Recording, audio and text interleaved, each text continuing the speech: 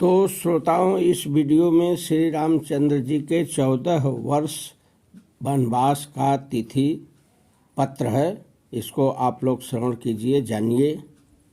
तो श्रोताओं, एक बार विश्वामित्र अयोध्या गए हैं। वहाँ जो है रामचंद्र जी और लक्ष्मण को यज्ञ की रक्षा के लिए, यज्ञ संपन्न कराने के लिए राजा दशरथ से मांग लिए और लेकर श्रोताओं वन में गए हैं। राजा दशरथ उनको दे भी दिए, विदा किए हैं। वे वन में जा रहे हैं, लेकर आश्रम पर पहुँचे हैं।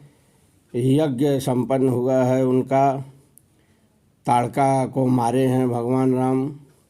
उसके बाद श्रोताओं आगे विश्वामित्र लेकर जा रहे हैं। अहिल्या मिली है, अहिल्या का उद्धार कराए हैं। इसके बाद गंगा जी मिली हैं। गंगा के बारे में श्रोताओं बहुत विस्तार से बताए हैं कथा। उसके बाद श्रोताओं विश्वामित्र लेकर चले जा रहे हैं, जो है वन में से पहुँचे हैं जो है जनकपुर। वहाँ पर धनुष यज्ञ है। धनुष यज्ञ में पहुँचे हैं, धनुष को तोड़े हैं। श्रोताओं, ये कोई धनुष साधारण नहीं था, ये भगवान शिव जी का धनुष था।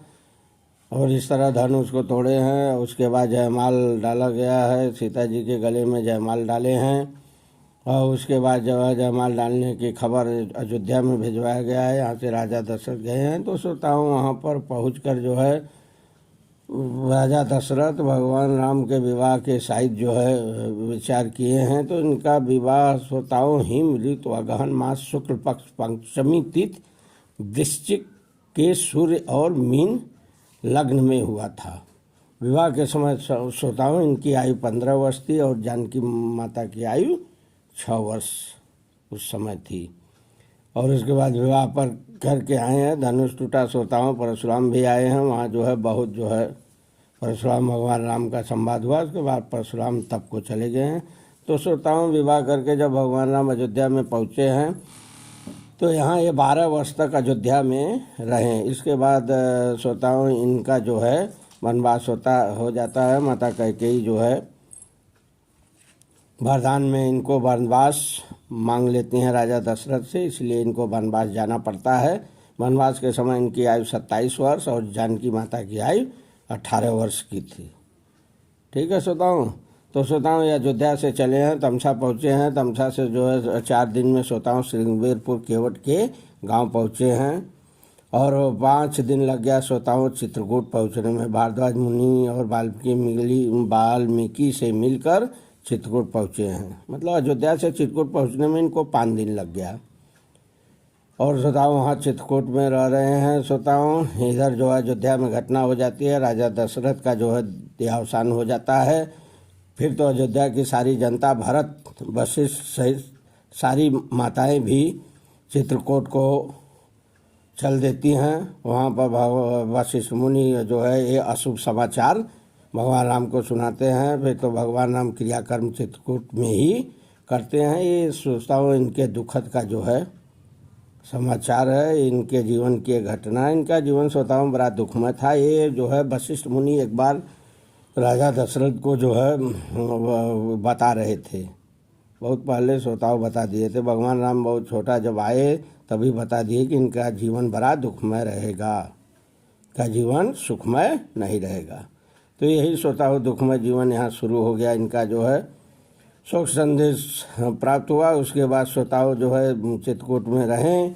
वहाँ जयंत का नेत्र भंग किए। जयंत इंद्र का लड़का था, इसका नेत्र भंग किए हैं। और चित्रकूट से चलकर श्रोताओं विराट का वध किए आगे जाके श्रोताओं। फिर श्रोताओं जो है सती अनसुईया के यहाँ गए हैं, जो है वहाँ जो है भेंट किए हैं सती अनसुईया से, अत्रि मुनि से। अत्रि मुनि का आश्रम देखे हैं। और वहाँ पर श्रोताओं सती अनसुईया माता सीता जी को श्रोताओं पति धर्म के बारे में बताई हैं। बहुत विस्तार से जो है सीता जी को बताई हैं। लोक कल्याण के लिए जो है पति धर्म, व्रत धर्म जो है श्रोताओं ये बहुत प्रसिद्ध है। और इस तरह जो है फिर वहाँ से आगे बढ़े हैं। सर्वभंग मुनि सुतीक्षर से मिले हैं। सुतीक्षर अगस्त मुनि के आश्रम में भगवान राम को ले गया है। अगस्त मुनि से जो है भगवान राम मिले हैं। श्रोताओं और जो है अगस्त मुनि से पूछे हैं कहाँ रहूं। अगस्त मुनि कहें बताइए आप कहाँ नहीं रहते, जहाँ न रहें वहीं मैं बताऊं, अर्थात आप तो सर्वत्र रहते हैं। तो प्रभु मुस्कुराने लगे। फिर तो श्रोताओं अगस्त मुनि कहे दे कि अगर यही बात है पूछने की तो आप पंचवटी जाइए, जो है डंडक वन जो है बहुत अपवित्र हो गया है, उसको जो है प्रभु आप पवित्र कीजिए। तो इस तरह से श्रोताओं अगस्त मुनि के आज्ञा से वे पंचवटी में पहुँचे हैं। वहाँ पर कुटी बनाया गया है।